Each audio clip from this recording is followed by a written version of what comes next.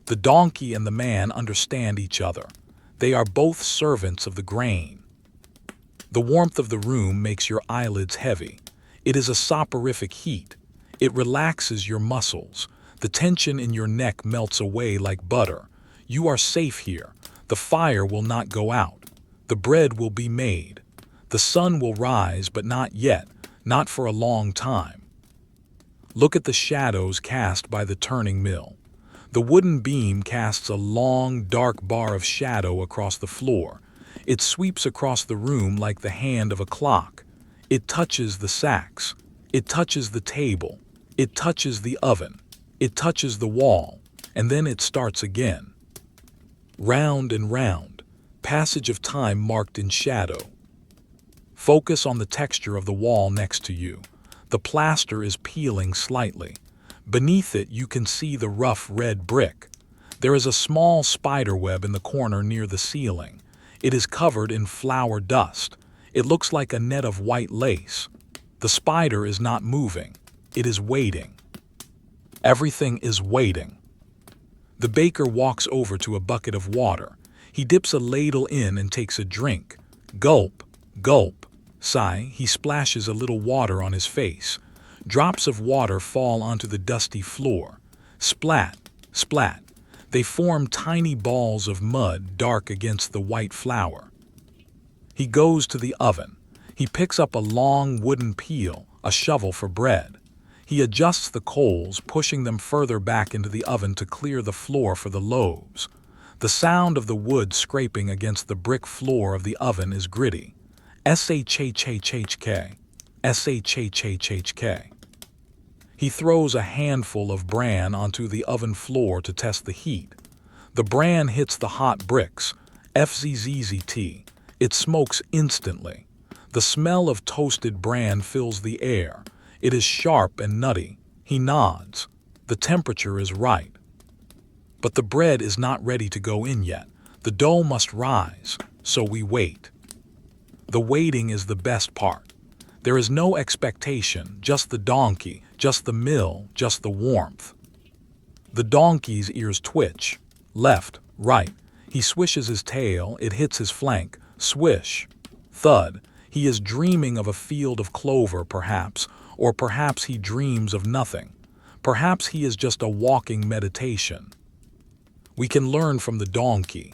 One step at a time, do not look ahead. Do not look behind, just this step. Then the next. The flour dust settles on our clothes. We are becoming part of the bakery. We are being coated in the substance of the harvest. It feels light. It feels clean. Outside, the wind must be blowing, but here the air is still. The only movement is the slow convection of heat. Watch a dust mote float near the oven mouth. It rises on a wave of hot air. It travels up towards the ceiling. Then it cools and drifts down again. It is a slow, silent roller coaster. The baker sits on a stool. He closes his eyes. His head nods forward. He jolts awake. Then he settles again. He is napping in the intervals of his work. His breathing slows down. In, out, in, out.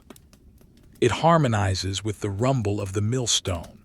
The biological and the mechanical, working together in a slow symphony of the night. You can let go now. The city is protected by the vigils. The city is fed by the bakers. The city is healed by the temples. All the systems are working. You do not need to check them. Imagine the heat of the oven entering your bones, warming the marrow, softening the stiffness. You are like the dough. You are relaxing. You are expanding gently. The light from the oven glows softer now as the coals settle. A deep, dark red, like the last colors of a sunset. It is a primitive light, the first television. Humans have stared into fires for 1,000,000 years. It signals safety. It signals home. The donkey stops. Why did he stop? The baker opens one eye. He makes a low sound. Hup. The donkey starts again. Clop. Clop. It was just a momentary pause, a thought, a hesitation. Now the rhythm is back. The continuity is restored. Nothing has changed. Nothing will change. We are just witnesses to the turning of the wheel of the mill, the wheel of the sky, the wheel of the night. We can stay here as long as we like. The dough will take hours to rise. There is no deadline. We can watch the flour fall, grain by grain, pile by pile. It is so quiet despite the rumble. The rumble has become silence. It is just the texture of the room now. If it stopped, the silence would be deafening. But it won't stop. Not tonight. Let your eyes unfocus. The orange glow of the oven blurs. The white shape of the donkey blurs. The room becomes a painting of warm colors. Soft whites, deep browns, glowing oranges. It is a masterpiece of boredom. And it is beautiful. We step out of the warm, flour-dusted air of the bakery and back into the cool night. The contrast is sharp.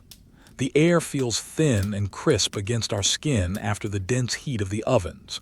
The street is darker now. The moon has dipped lower, obscured by the high ridgeline of the rooftops. We are walking towards the center of the district. The ground here is paved with larger slabs of travertine, smooth and pale. Our footsteps echo slightly more here, bouncing off the taller public buildings. Clack, echo, clack, echo. Ahead of us lies a massive structure.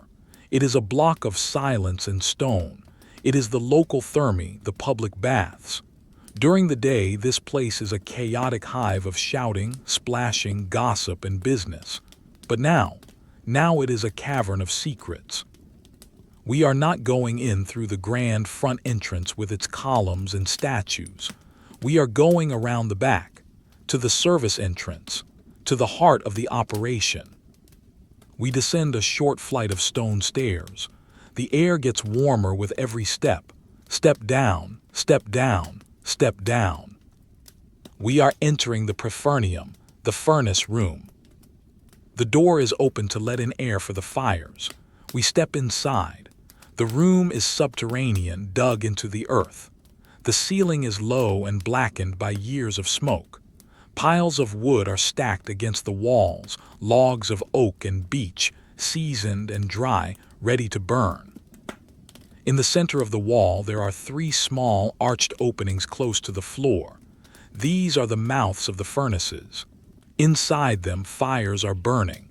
Not roaring, angry fires, but deep, steady, intensely hot beds of coal and timber.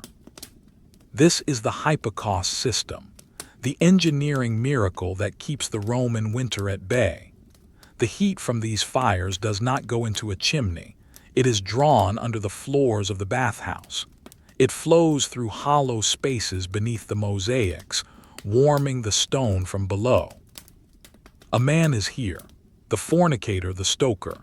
He is stripped to the waist, his skin glistening with sweat in the orange glow. He is sitting on a log, staring at the fire. He holds a long iron rake. Watch him work. He stands up slowly. His movements are heavy, deliberate.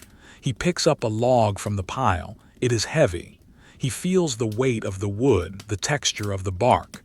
He approaches the central furnace. He leans forward and tosses the log in. Thump, a shower of sparks swirls up. Crackle. The fire accepts the wood. The flames lick around it, curling over the bark, turning it from brown to black to glowing red. He sits back down. That is his job, to feed the beast, to keep the temperature constant. Not too hot or the floor will burn the bathers' feet tomorrow. Not too cold or they will complain. It must be perfect. He wipes his brow with a rag, swipe. He takes a drink from a clay jug, gulp. The sound of the fire is a constant, low-frequency roar. Woo-woosh. It is the sound of air being sucked in and heat being pushed out. It is a sound that blocks out everything else. If you were to speak, your voice would be swallowed by the fire. We leave him to his vigil. We move past the furnaces and find a small service door that leads up into the bathhouse itself. We climb a narrow staircase. The air changes again. It becomes thick, humid, heavy. It smells of damp stone, sulfur, and olive oil. We emerge into the tepidarium, the warm room. The room is vast. The ceiling is a barrel vault curving high above us. In the dark, we cannot see the painted details, only the vast curve of the space. The floor is warm beneath our feet. Take off your imaginary sandals. Feel the floor.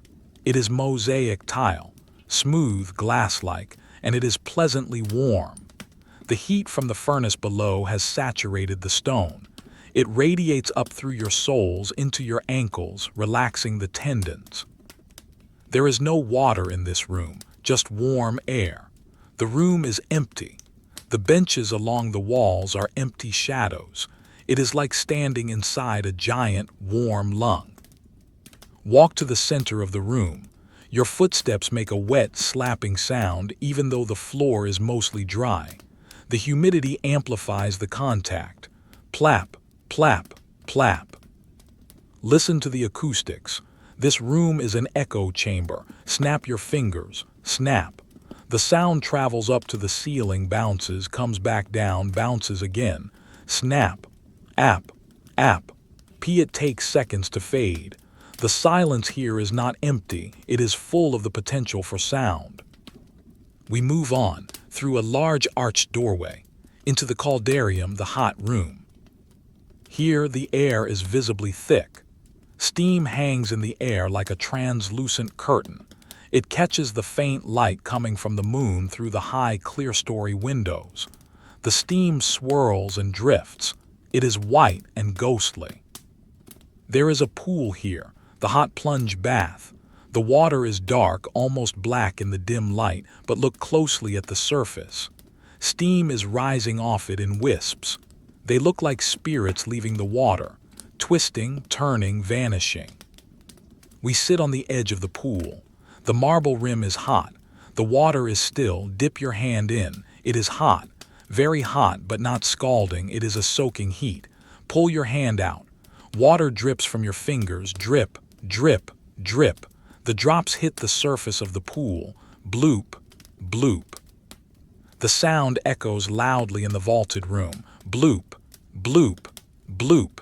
It sounds like a drumbeat in a cave. Look up at the ceiling. The steam has condensed on the cool plaster of the vault.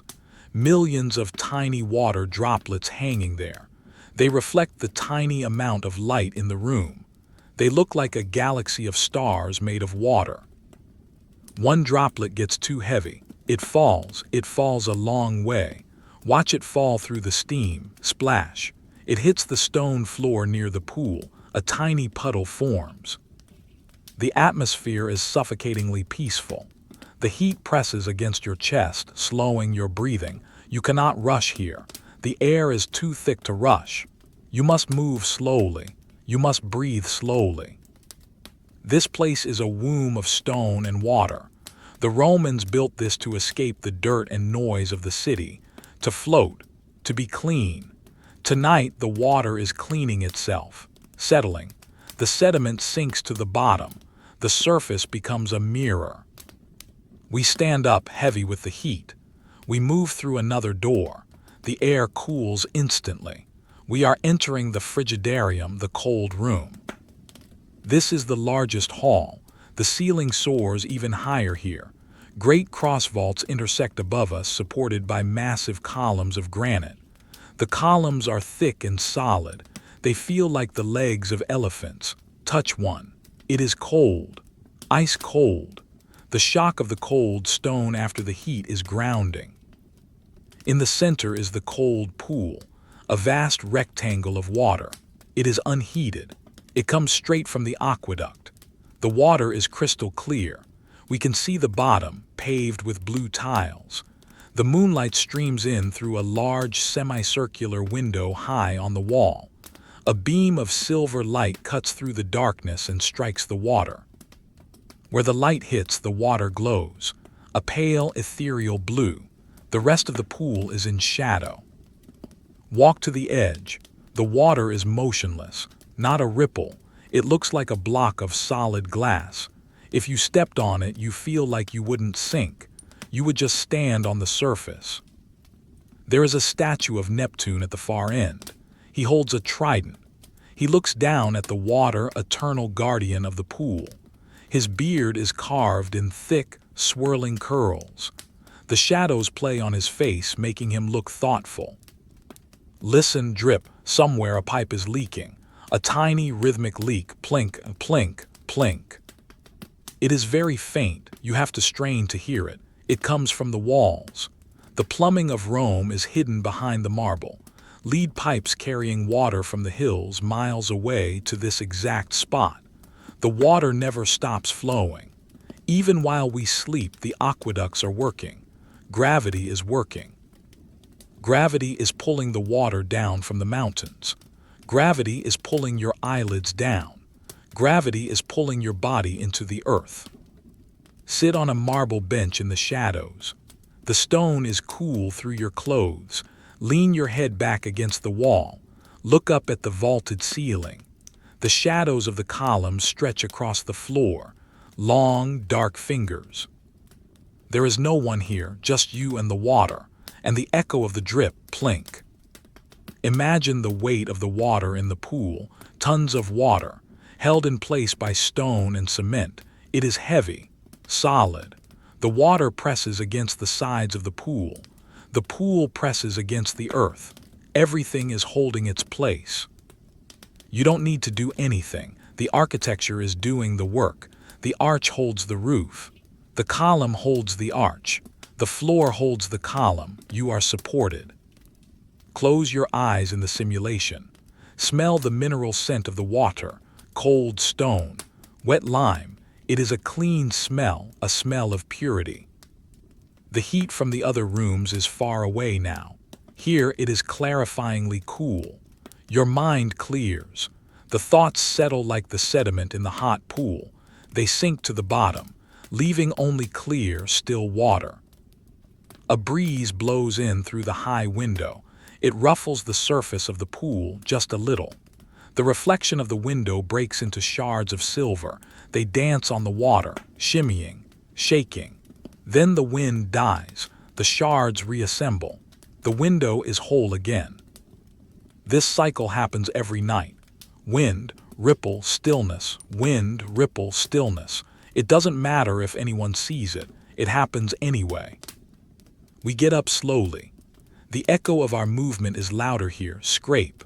We walk around the perimeter of the pool, tracing the rectangle, corner, turn, long side, corner, turn, short side. It is a walking meditation. The geometry of the room is perfect. The Romans loved order. Everything here is symmetrical, balanced. If you are balanced, you can sleep. We look back at the hot rooms. The doorway glows with a faint orange light from the distant furnaces. It looks like the entrance to a cave. We are in the cool twilight of the frigidarium. There is a towel left on a bench, a forgotten piece of linen. It is folded neatly. Even the mistake is tidy. We leave it there. We walk towards the exit. Not the main exit, but a side door that leads to the changing rooms, the apoditerium. This room is lined with small cubbies in the wall, niches for clothes. They are empty now. Rows of empty square holes, dark squares in a light wall. Dark, light, dark, light. It is a pattern. Patterns are boring. Boredom is good. The air here is stale. It smells of old wool and sweat fading away. It is the smell of humanity, but humanity has gone. We find the door to the street. We open it, creak. The hinge is stiff. We step out, the contrast again. The street air is moving. The bath air was still. The street has smells of dust and smoke. The bath had smells of water and stone. We turn back to look at the building. It is a fortress of hygiene. Inside, the stoker is still throwing logs. Thump. Inside, the water is still dripping. Plink. Inside, the steam is still rising. It continues without us. We can walk away. We can let it be. The street stretches out before us. Long, straight. The paving stones shine faintly in the moonlight. They look like a river of stone. We will follow the river. We are walking slower now. The heat of the baths has relaxed our muscles. The cold of the pool has calmed our minds. We are in a state of thermal equilibrium. Just walking, one foot, the other foot, the sound of sandals, the sound of silence. The city waits, the night deepens, we are halfway through the dark. The streets are widening now. We have left the dense residential clusters and the public baths behind. We are moving downhill, towards the river again, but further south this time, towards the Emporium. This is the district of trade, but tonight commerce has halted. The shouting of merchants, the creaking of cranes, the haggling over prices, it has all evaporated into the cool night air. What remains is the infrastructure of storage. We are walking on the Via Ascensis, the road that eventually leads to the sea. The paving stones here are massive, broad slabs of basalt, designed to bear the weight of heavy carts loaded with marble and grain. Step, clack. To our right, a massive silhouette rises against the stars. It is not a temple. It is not a palace. It is a mountain made by human hands. Monte Testaccio, the Hill of Pots. Millions of broken amphorae discarded over centuries, stacked carefully, layer by layer, to form a mound that rivals the natural hills of Rome. Stop and look at it. It is a silent monument to consumption. Broken clay, shards of terracotta. In the moonlight, it looks like a textured pyramid. It absorbs the light. It is a rough, jagged shadow. It smells faintly of rancid oil and wet earth. The wind blows over the summit of the shard hill. Woo! Shhhh. It whispers through the cracks in the pottery. We turn away from the hill and face the Horia. The warehouses. They are fortress-like buildings. Long brick walls with high, barred windows. They stretch for blocks. Inside these walls lies the food of the empire. We approach a side gate of the Horia Galbana. A lantern hangs by the door. The flame is shielded by thin horn casting a yellow, murky light. A guard sits on a stool. He is an old man, a public slave. He is not armed with a sword but with a simple wooden staff. He is dozing. His chin rests on his chest. Snore, whistle, snore, whistle. He does not hear us. We are just ghosts passing through his dream. The gate is slightly ajar. We slip through. Inside, the scale of the space changes. We are in a vast courtyard surrounded by long, colonnaded halls. The ground is beaten earth, hard as stone. There is a smell here, a very specific smell. Olive oil. It is a heavy, golden scent, thick and savory. It coats the inside of your nose. It smells of the sun in Spain, of the groves in North Africa, preserved here in the cool dark of Rome. We enter one of the storage halls. The ceiling is high, supported by thick wooden beams that disappear into the shadows above. And on the floor, amphorae, thousands of them. They are stacked in rows, row after row after row. They are like a silent army of clay soldiers, round bodies, pointed bases planted in sand or on wooden racks, two handles near the neck. They are identical, uniform, endless. Walk down the central aisle. To your left, jars of oil. To your right, jars of wine. The aisle stretches on into the darkness. You cannot see the end of it. It is a tunnel of terracotta. The silence here is insulated. The clay jars absorb sound. If you scuff your foot, the sound dies instantly. Scuff, gone. Touch the side of an amphora. It is rough, unfinished clay. It is cold. Run your finger over the surface. You can feel the ridges where the potter's hands shaped it on the wheel. Round and round, spiral ridges. A record of emotion made months ago, miles away. There is a stamp on the handle, a maker's mark. CSCMP. Paul, a name impressed in clay. It doesn't matter who he was, he made this jar. Now it sits here. Walk further, the air is still. There is no draft here. The dust hangs motionless in the air. If we had a light, we would see the dust motes suspended, frozen in time. Listen to the settling of the building. Sometimes the temperature changes cause the clay to expand or contract. Tick. A tiny sound from a jar 3 rows back. Talk. Another one further down. It is the pottery talking to itself. There is a cat here, of course there is. Where there is grain, there are mice. Where there are mice, there are cats. She is perched on top of a stack of crates. She is a tabby, her fur blending in with the shadows. She is watching something we cannot see. Her tail twitches. Once. Twice. She is not hunting right now. She is just observing. She is the queen of this silent kingdom. She blinks at us. Her eyes catch a stray beam of moonlight from a high window. They flash green. Then she looks away. We are not interesting. We are not mice. We move deeper into the warehouse. The smell changes. It becomes sharper, spicier. We are in the spice section. Pepper, cinnamon, cloves. These are the treasures of the East brought across deserts and oceans to sit in this quiet room in Rome.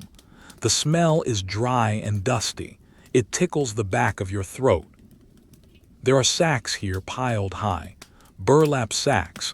They look like soft boulders. Lean against one. It is firm but yielding. It smells of black pepper. Crinkle, the sound of the sacking as you lean. It is comfortable here, enclosed, protected. The walls are thick brick. The roof is solid tile. Outside, the empire might be worrying about barbarians or taxes. Inside, there is only inventory. Inventory is safe. Inventory is just counting. Let's count the sacks in the stack. 1, 2, 3, 4, 5, 6. It is boring, it is wonderfully boring. 7, 8. Your eyes trace the weave of the burlap. Over, under, a grid of fibers. Focus on 1 square inch of fabric. See the tiny fraying threads. See the small gaps in the weave. The darkness is comforting. It is not pitch black. It is a soft, gray gloom. Your eyes have adjusted completely. You can see the shapes of the world in shades of charcoal and slate. We walk past the spices to the grain storage, the granaries. Here the smell is sweet and earthy, wheat, barley, spelt. The floor is covered in a fine dust of chaff. It softens our steps even more.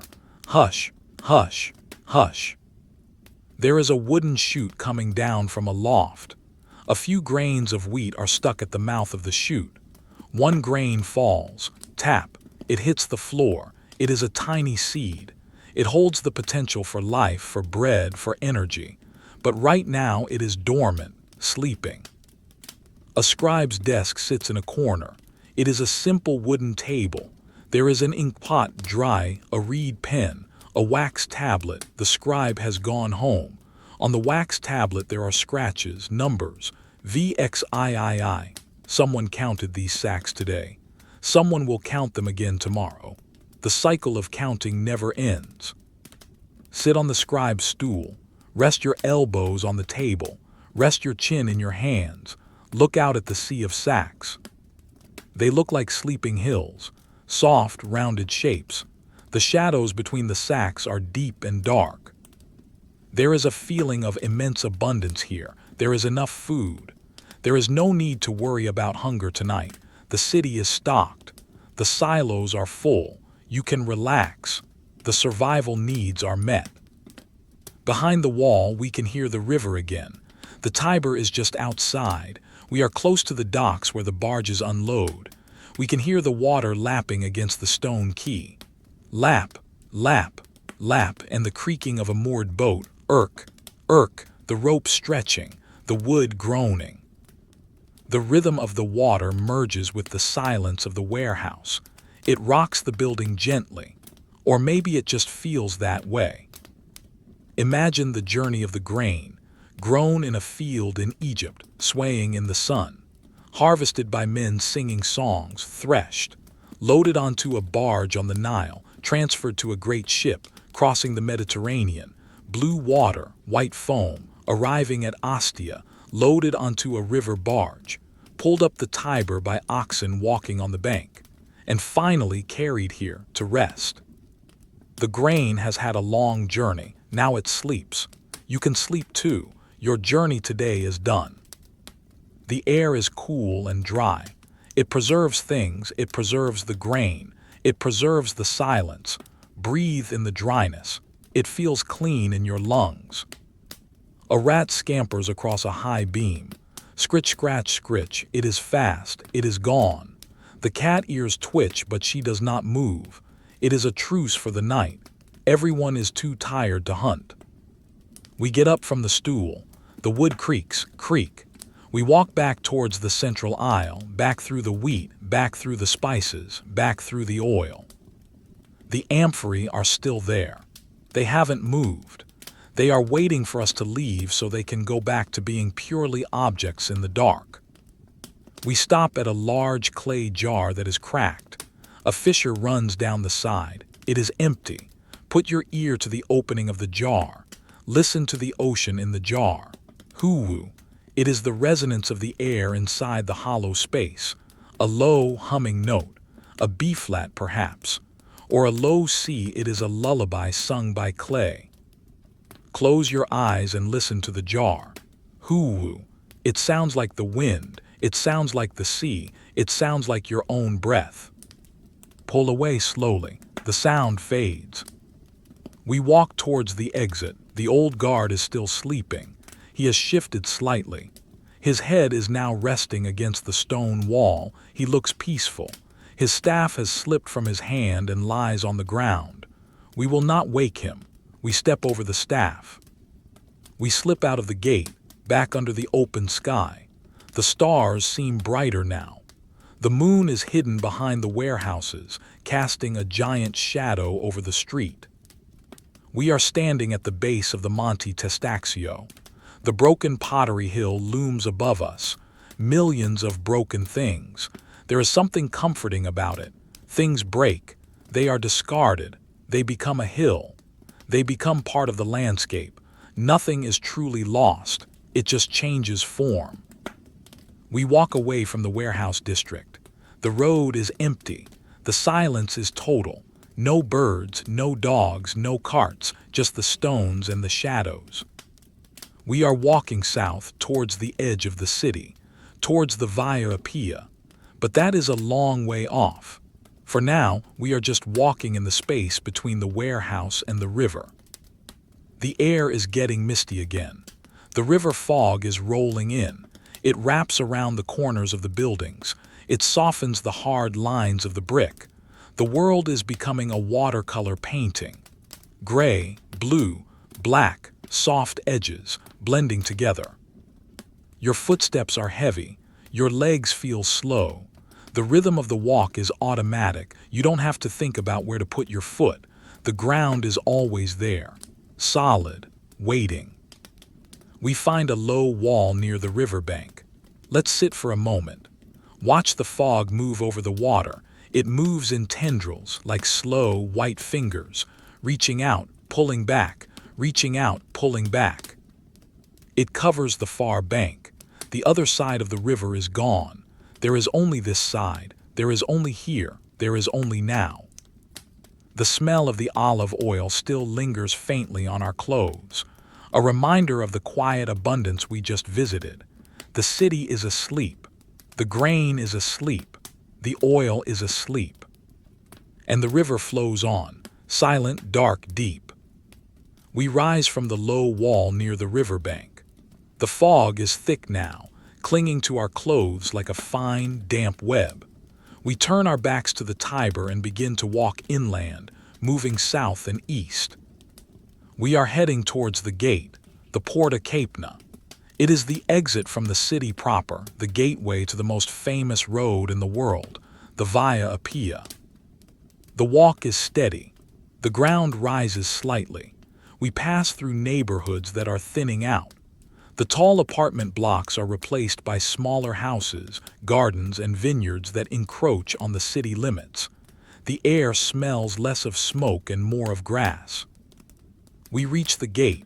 It is a massive arch of dripping stone. The heavy wooden doors are closed for the night, but there is a small pedestrian wicket gate open for travelers. A guard stands there, leaning on his spear. He does not challenge us. At this hour, traffic is rare. He is looking at the moon, bored, counting the minutes until his shift ends. We step through the arch. We are outside the walls. Before us lies the Queen of Roads, the Regina Viarum. It stretches straight as an arrow into the darkness, a line of pale gray cutting through the landscape. Look at the paving stones. They are polygonal blocks of basalt, fitted together so tightly you cannot slide a knife blade between them. They are smooth, polished by centuries of wheels and feet.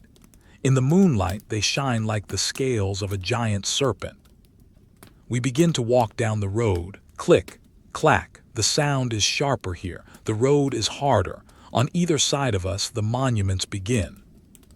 In Rome, the dead are not buried in the city. They are buried along the roads, so they remain part of the world of the living. To walk this road is to walk through a city of silence. To our left and right, the tombs rise up. Some are small altars. Some are statues. Some are small buildings that look like temples. They are white marble, travertine, and limestone. They glow ghostly pale against the dark cypress trees that stand guard behind them. The cypress trees, look at them, tall, dark pillars of foliage. They do not spread out like oaks. They point straight up. They are the trees of mourning but also of peace. The wind moves through them. Hush. Shhhhh. It is a different sound than the wind in the warehouses. It is softer, a sighing sound. We stop in front of a large tomb. It is a round structure on a square base. The inscription is carved deep into the stone. Cacilametella. The letters are crisp and clear, sharp angles, straight lines. The Romans loved permanence. They wanted their names to last forever. And here they are, 2,000 years later, still here, still silent. A statue stands in a niche on the front of a tomb. It is a man wearing a toga. He holds a scroll.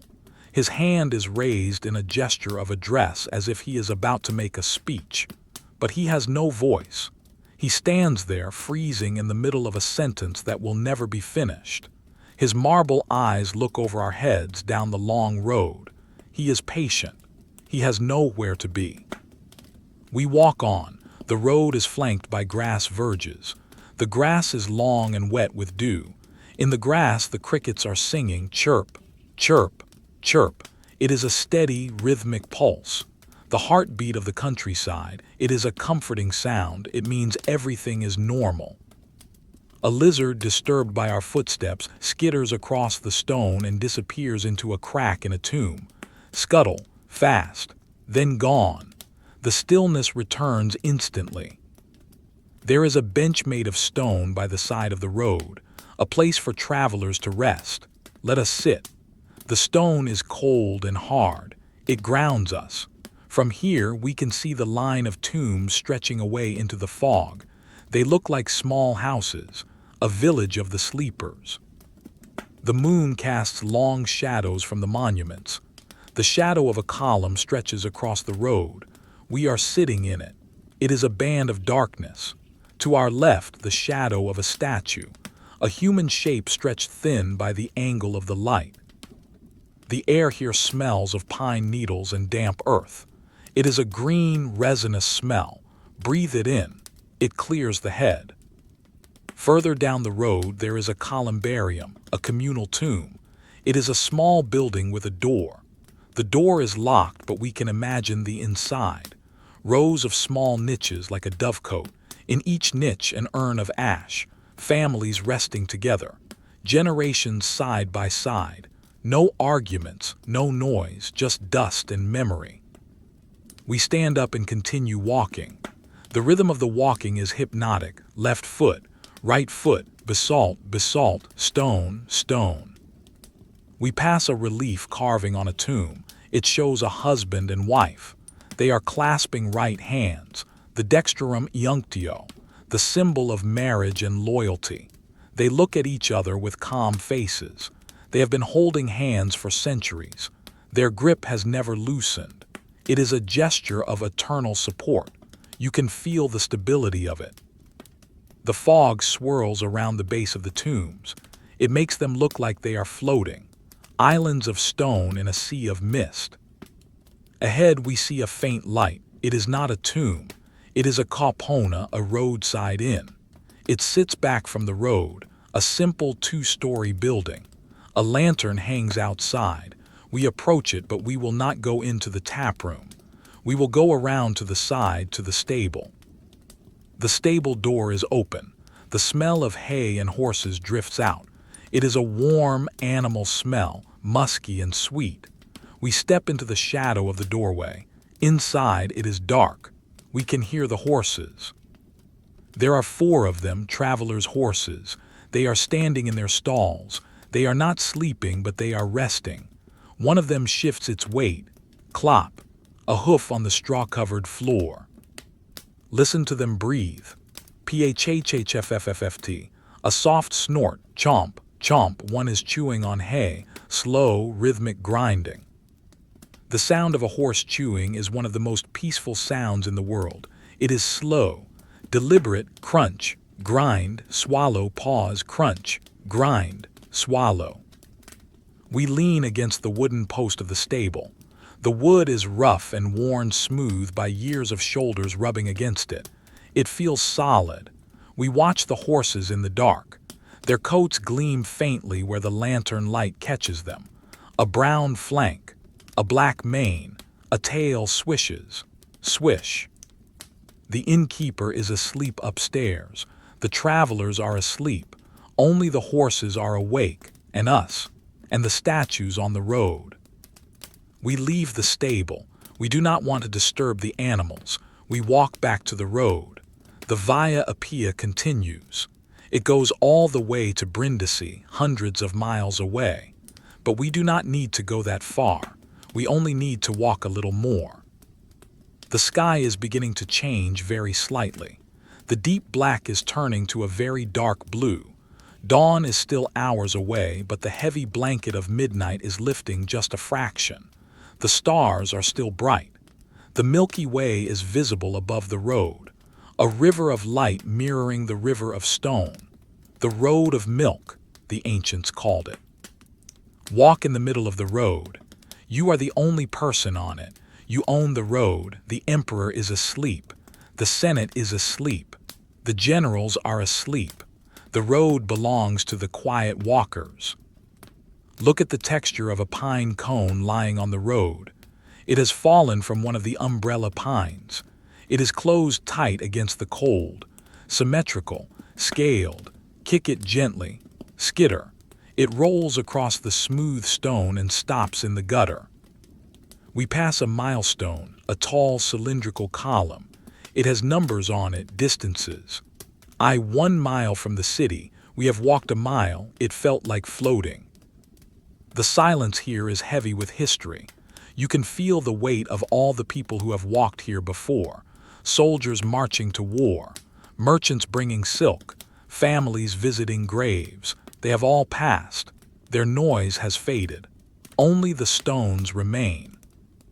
And the silence is the most durable thing of all. We stop by a small fountain on the side of the road, a trough for horses. The water is dark and still. Leaves float on the surface, pine needles, a reflection of a cypress tree. We sit on the edge of the trough. We look back towards the city. The walls are a dark line in the distance. The city is a sleeping giant. We are outside its reach. We are in the garden of memory. The air is cold now. The coldest part of the night. Pull your imaginary cloak tighter. The cold is good. It makes the warmth of your body feel more precious. It creates a boundary between you and the world. You are a warm spark in a cool universe. A owl hoots, hoo, hoo, hoo, it is close. Maybe in the cypress tree right above us. We look up. We cannot see it. Just the black shape of the tree against the stars. The owl is watching, but it does not fly. It stays still. Everything stays still. The road stretches out in both directions. Infinite perspective. Lines converging in the dark.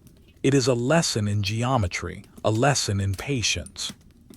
You can stop walking now. You can just stand here, on the basalt, under the stars, next to the stone people. They are good company. They do not ask questions. They do not expect answers. They just stand and wait and sleep in their own way. The fog is getting thicker on the fields. It is covering the grass. It is covering the bases of the tombs. Soon, only the tops of the monuments will be visible, floating heads, floating roofs. The world is being erased by the mist, softly, gently, deleted. White space, silence, peace. We close our eyes for a moment in the simulation. We listen to the cricket again. Chirp, chirp, chirp. The interval is perfect, a metronome for sleep, slower, slower, slower. The night is long, and we have time. We have all the time in the world. We leave the Via Appia behind us, turning back towards the sleeping city. The long, straight road fades into the mist, and we find ourselves navigating the shadowy paths that lead into the valley between the hills. To our left rises the Aventine Hill, a dark mass of temples and houses. To our right, the Palatine Hill, where the emperors sleep in their sprawling palaces. But we are not going up. We are going down, into the valley of the valleys Mercia. Here lies the largest structure in the entire empire, the Circus Maximus. In the daylight, this place is a bowl of thunder. 250,000 people screaming, dust rising, chariots crashing. It is the heart of Rome's adrenaline. But tonight, it is a valley of silence. We approach the southern end of the stadium, the curved end. The structure looms above us, tier upon tier of seating rising into the night sky. The lower seats are made of stone, white and cold. The upper tiers are wooden bleachers, dark and creaking in the wind. There are no gates to bar us here. The arcades are open.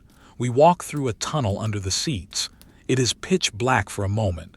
The air smells of old timber and damp earth. Then we emerge. We are standing on the track, the arena, the sand. Look at the expanse before us. It is immense, an oval stretching out for 600 meters. It looks like a beach in the middle of the city, but a beach without an ocean. The sand is deep and soft. Take a step. Crunch. SHHH. Your foot sinks slightly. The sand shifts to accommodate your weight. Lift your foot. SHHH. The sand slides back into the depression, erasing your footprint slowly. We begin to walk. There is no rush. The race is not starting. The race is over. The next race is lifetimes away. We are walking down the long straight of the track. To our right is the spina, the central barrier that divides the track. It is a long, low wall adorned with statues and monuments. In the moonlight, the spina looks like the spine of a sleeping dragon buried in the sand. We walk closer to it. We pass a series of statues, gods and heroes frozen in marble.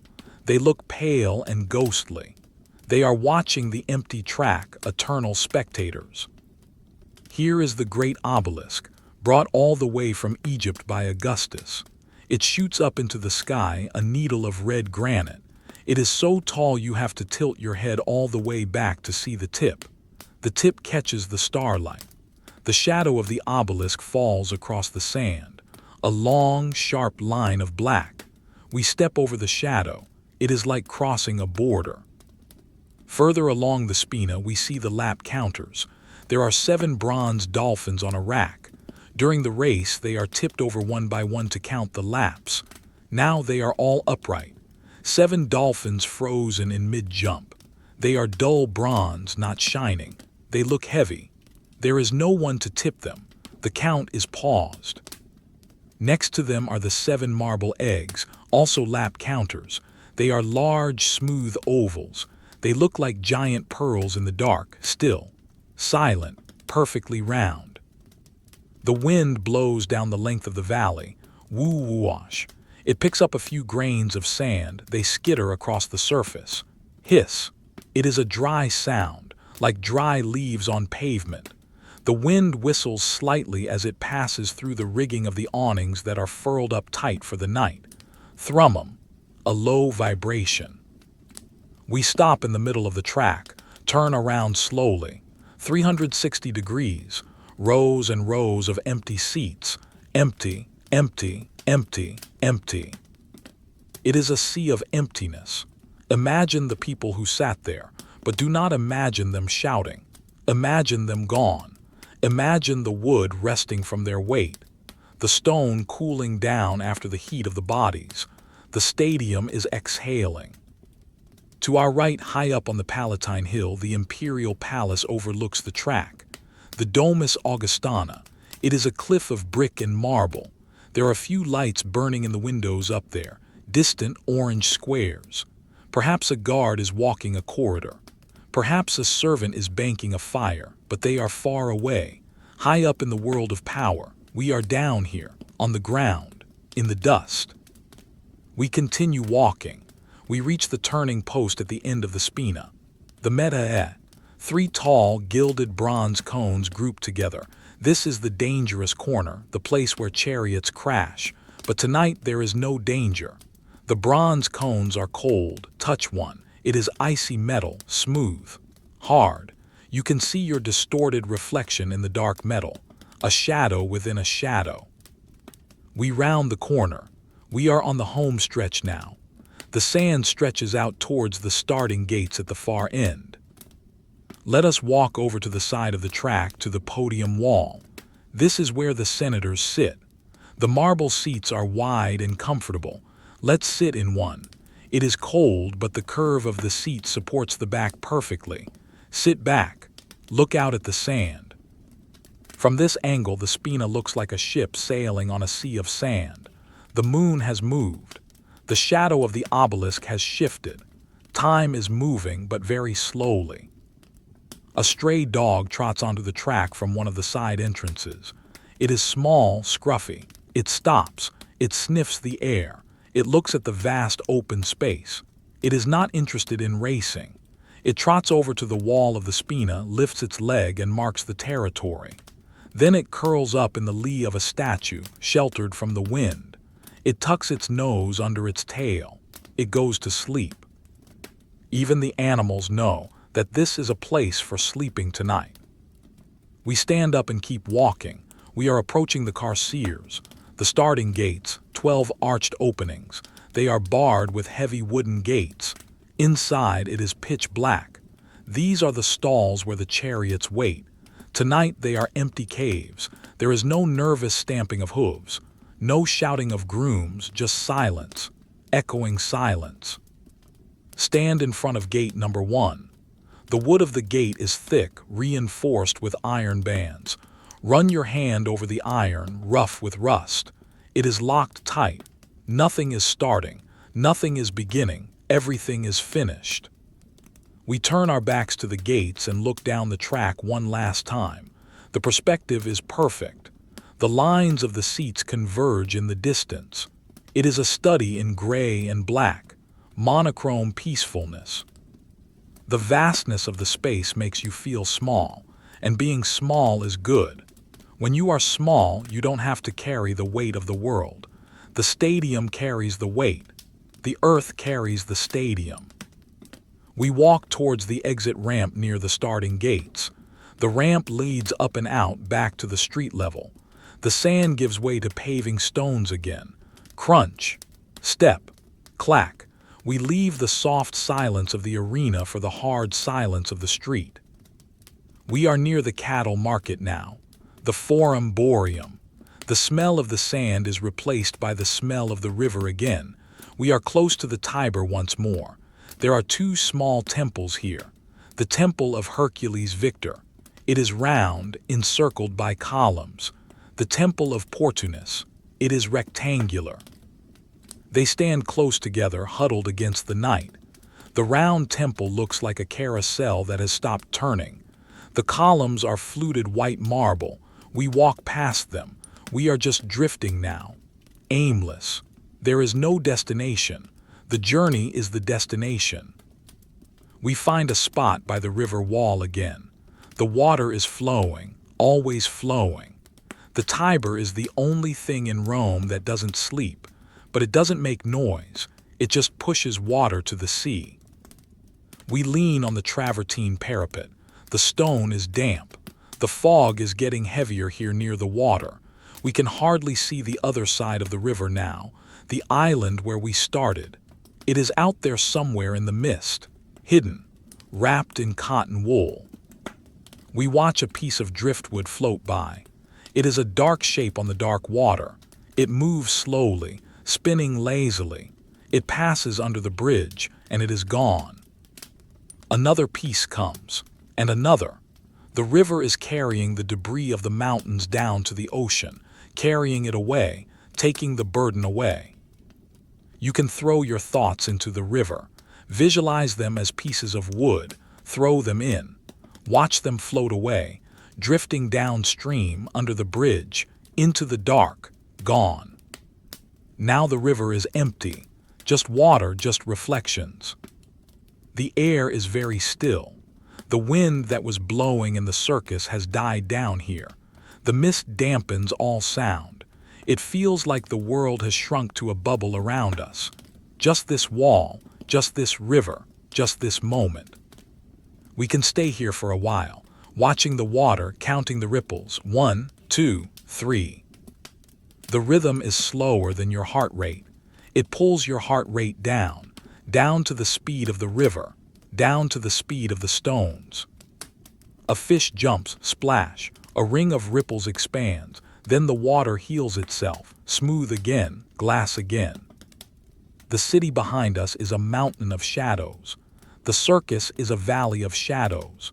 The river is a ribbon of shadows. We are made of shadow too. We are blending in. We are disappearing into the scene, not existing, just observing. The night is deep, the night is wide, the night is soft. We turn away from the river, leaving the damp mist of the Tiber behind. We are walking inland again towards the center of everything. The umbilicus urbis, the navel of the city, the Roman Forum. During the day, this is the loudest place on earth. Lawyers screaming in the courts, politicians shouting from the podiums, bankers counting coins, priests chanting. It is a vortex of noise. But now, it is a valley of stone ghosts. We walk along the Vicus Tuscus, the street that leads from the river to the Forum. The paving stones here are worn smooth, polished by millions of sandals. Clack, clack, clack. Our footsteps are the only sound. They echo off the high walls of the warehouses and temples. We emerge into the open space of the Forum. Stop, look. It is a landscape of marble mountains. Temples rise up on every side, their columns glowing pale and spectral in the moonlight. To the left, the massive temple of Castor and Pollux, 3 tall columns standing together, supporting a fragment of architrave. They look like giant fingers pointing at the stars. To the right, the vast Basilica Julia, a forest of pillars and arches.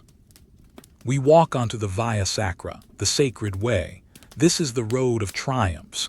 Generals rode chariots here. Emperors walked here. Tonight it is just a road. The stones are large, irregular polygons of basalt. They are cold and hard. We walk down the middle of the street. There is no traffic, no carts, no crowds, just the empty space. We approach a small, round building, the Temple of Vesta. It is small compared to the giants around it, a circle of white columns, a conical roof, but it is the most important place in the Forum. Inside burns the eternal flame.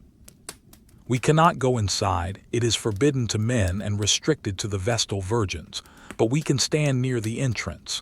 The door is a screen of bronze lattice. Through the mesh we can see a faint orange glow. It is pulsing.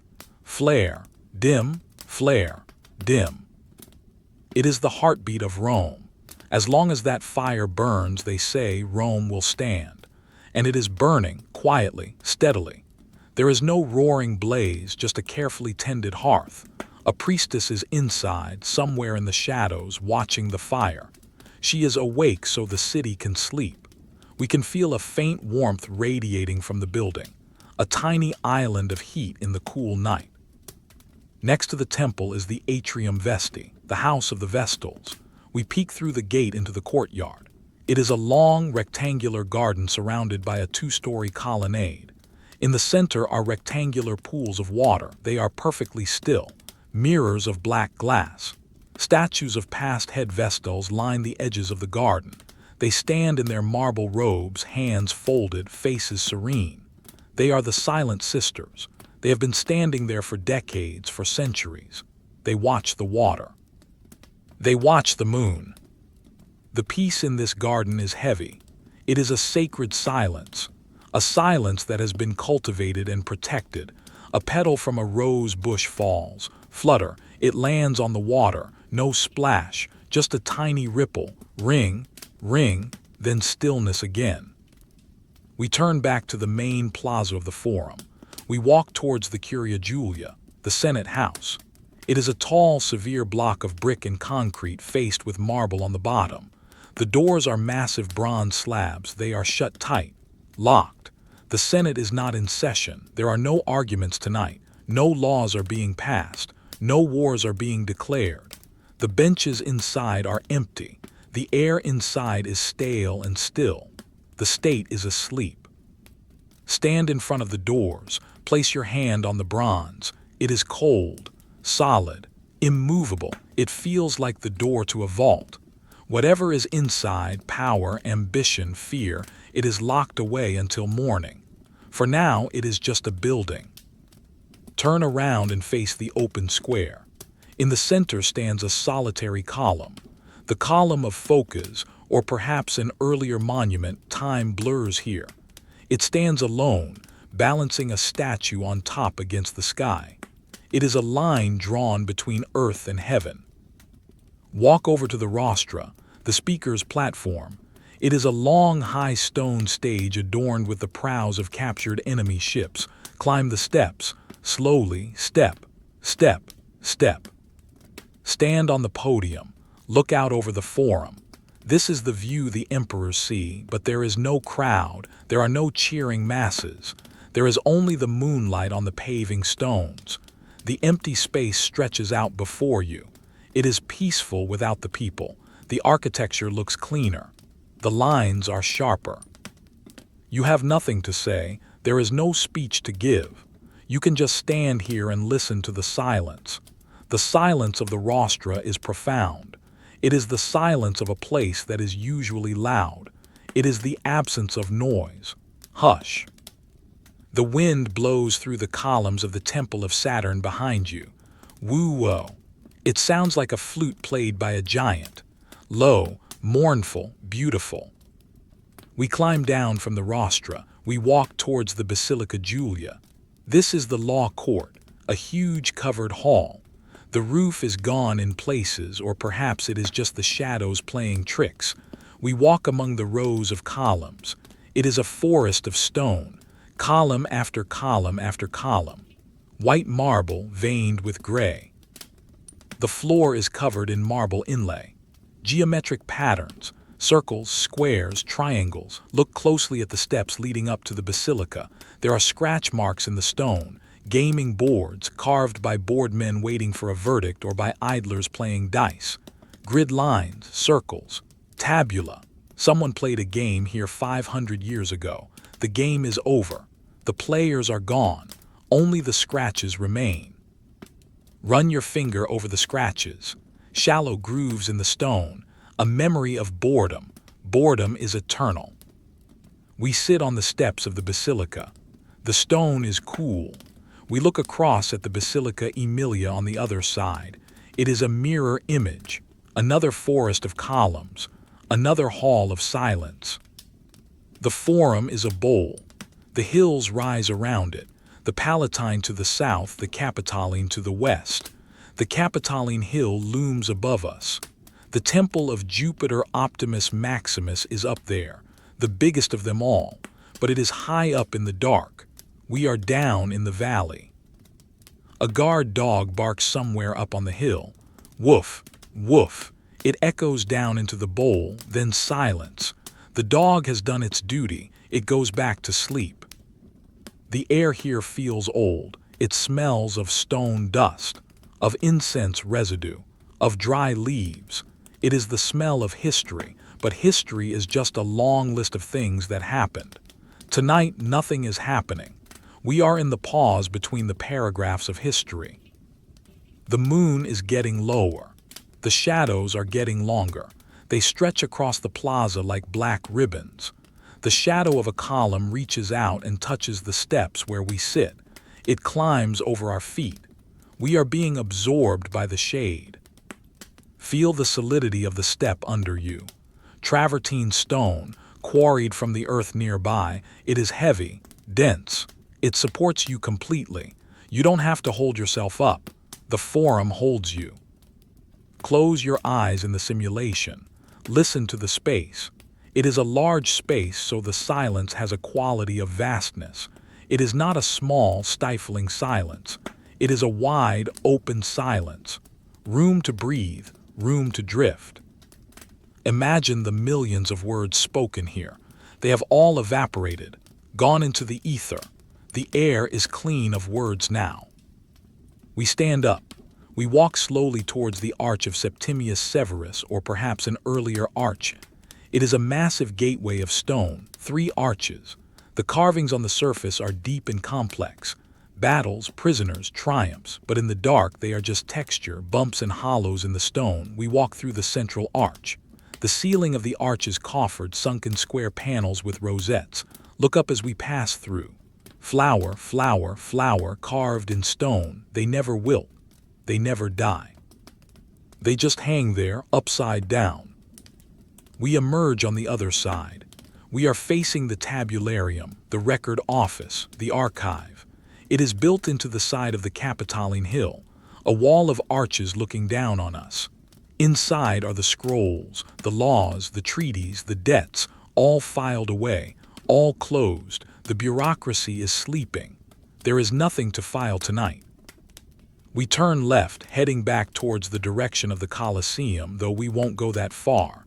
We will stay in the valley. The path takes us past the temple of Antoninus and Faustina. The columns are monolithic, single pieces of green Cipollino marble. They are smooth and cool. They look like petrified trees. We are walking on the Via Sacra again, going east. The slope rises slightly. The effort of walking is gentle, just lifting the foot, placing it down. Lift, place, lift, place. The rhythm is comforting. We are walking out of the center, leaving the heavy weight of the state behind us. The Senate is behind us. The rostra is behind us. The fire is behind us. We are moving towards the open space again. The air feels a little lighter here, less heavy with importance, just the night air. A breeze comes down from the hills. It stirs the dust on the road. Small swirls of dust dance around our ankles, then settle. Everything settles eventually. The dust, the noise, the empire, you. We find a low wall near the edge of the forum. We can look back one last time. The moon is casting a silver light on the white marble. It looks like a city of bones. Clean, white, beautiful bones. It is not sad. It is just still. A museum of silence. The eternal flame flickers in the distance. A tiny orange dot. Pulse, pulse. It is the nightlight of the city. It stays on so you don't have to be afraid of the dark. We turn away, we face the east. The sky is still dark, but perhaps, just perhaps, the stars are looking a tiny bit different. The constellations have rotated. The Great Bear has swung around the pole star. The night is progressing. We are moving through time. Slowly, safely. We are alone in the ancient world, and it is peaceful. There is nothing to fear. The stones are our friends. The shadows are our blankets. We continue walking into the soft, dark, welcoming nothingness. We have walked the length of the night, from the fading violet of dusk to the deep charcoal of midnight, and now we are approaching the hour the Romans called Gallicinium, the time of the rooster, though the birds are not yet awake. It is the deepest, quietest valley of the timeline. The city is suspended in a gray, weightless equilibrium. We leave the forum behind. The stones of the Via Sacra release us. We drift back towards the river, drawn by the sound of the water that has been our constant companion. We walk through the Forum Holitorium, the vegetable market. By day, this place smells of cabbage, onions, and wet earth. By day, it is a riot of haggling. Now the stalls are empty wooden skeletons. The tables are bare, scrubbed clean. A single forgotten turnip lies in the gutter. It is round, purple-topped, resting against the gray stone. It is a humble, still life, nature and stone. We pass the temple of Janus. The doors are closed. Rome is at peace tonight. The god with two faces looks back at the dark and forward to the dawn, but both faces are calm. We reach the riverbank again. The Tiber is blanketed in a fog so thick it looks like wool. The water is invisible, only a sound emerging from the white abyss. Swish, lap, swish, lap. The sound is softer now. The river is whispering secrets to the mist. We are standing at the entrance to the Pons Cestius, the bridge that connects the other side of the city to the island. We have circled back. We are returning to where we began. The circle is closing. Circles are safe. They have no sharp edges. They have no end. We step onto the bridge. The fog swirls around our legs. We are walking through clouds. The stone railing is wet with heavy dew. Touch it. Water droplets cling to your fingertips. They are cold, refreshing. Wipe your hand on your cloak. The dampness is real. The world is real, but it is soft. We reach the island again. Insula Tiberina, the ship of stone. It feels different now than it did in the evening. In the evening it was settling down. Now it is deep in the trance of rest. We walk quietly back towards the temple of Aesculapius. The oil lamps we saw earlier have mostly burned out. Only a few remain, glowing like dying embers, dim red eyes in the mist. The smell of medicinal herbs is faint now, replaced by the smell of the wet river air. It is a clean, washing smell. We enter the portico. The rows of 6 slaves are still here. They have not moved. The night has passed over them and they have slept through it. Walk slowly down the line, step, silent, step, silent. Here is the old man we saw before, the one with the gray beard. He has shifted his position. He is lying on his side now, one arm thrown over his head. He is breathing deeply. H-H-H-Ha, shuo. There is a rhythm to it that is slower than the river. It is the rhythm of deep recovery. He is not abandoned in this moment. He is cradled by the stone. He is protected by the island. The stories say they were left here to die, and perhaps some do. Death is part of the cycle, but look at them now. They are not dying, they are resting. For a slave in Rome, this island is the only place where labor does not exist. There is no master here. There is no whip. There is no harvest. There is only the blanket, the stone, and the dream. In a way, this is a paradise of silence. A young woman stirs. She opens her eyes. In the dim light, her eyes reflect the gray mist. She sees us, or perhaps she sees a dream of us. She does not look afraid. She is too tired for fear. She blinks slowly. Then she pulls the wool up to her chin.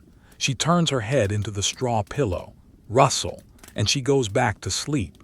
The pull of sleep is stronger than curiosity. We sit down on the steps of the temple. The marble is wet, but we do not mind. We are part of the scene now.